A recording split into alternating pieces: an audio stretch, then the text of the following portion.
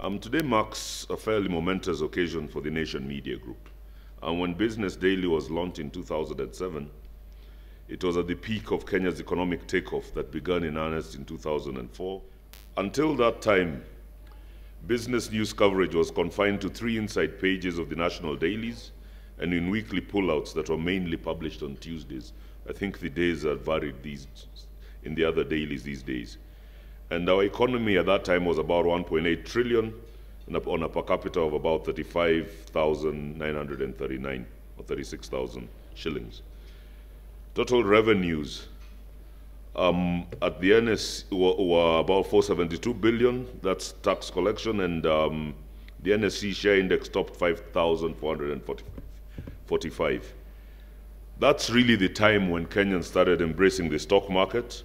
I remember Safaricom went public, and KenGen also had a big debut, and I remember people made quite a bit of money, and everybody decided that is the place to put in their money. There was equal robustness in activity in the foreign investment sector, and the Kenya shilling was fairly steady against the major world currencies. These numbers looked small, giving ground to naysayers who doubted whether the Kenya economy was ready to sustain a daily business publication. All these emerging opportunities and risks direly needed someone to crack the numbers and break it down for the consuming public. That task fell on journalists to undertake as part of its public interest and watchdog role. No one was better placed in this market to do that than our group, Nation Media Group. And true to our tradition of innovation, we took a big leap of faith to invest in a newspaper at a time when the emerging digital media had begun disruptions in Europe and America's newspaper markets.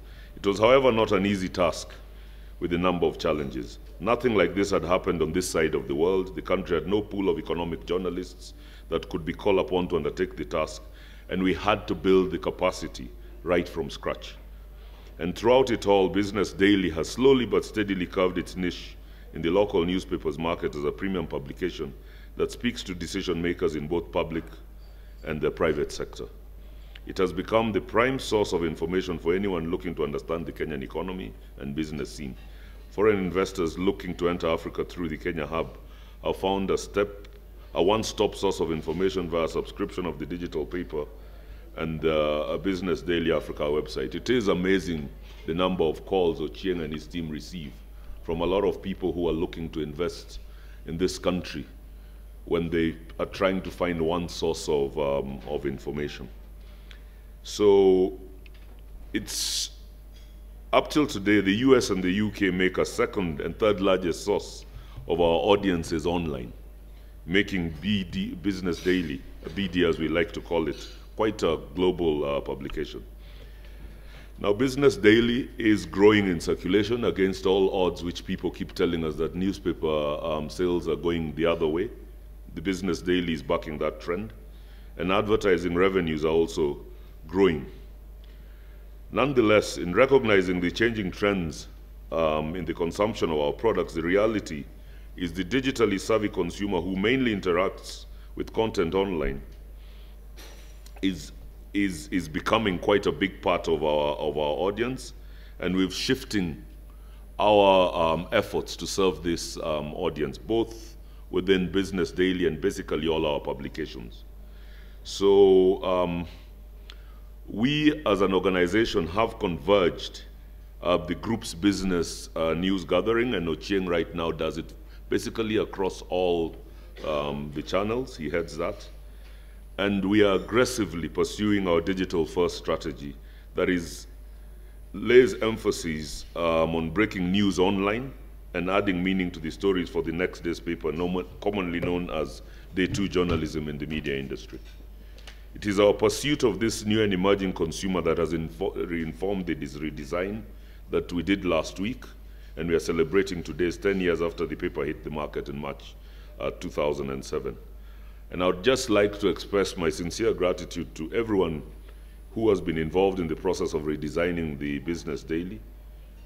And I would like to thank my board. I think they've taken a bold step in us going this route, my colleagues, and I think Ochieng personally, who's worked quite tirelessly to get this thing right. It does look simple when you see the final product. It's been quite a challenge to try and change a lot of the things that were structurally barring the changes internally. I think this relaunch reflects our long-term commitment to transforming the group into a modern 21st century digital content company. And as I keep saying, and I say this until ad nauseum, we will drive the online content in this country, and we are doing everything to make sure that we are in line with what the new, or rather the younger consumers want. So just to summarize, I'd just like to say we are committed as a group to do our best and ensure that public interest is the focal point at which we drive our journalism for.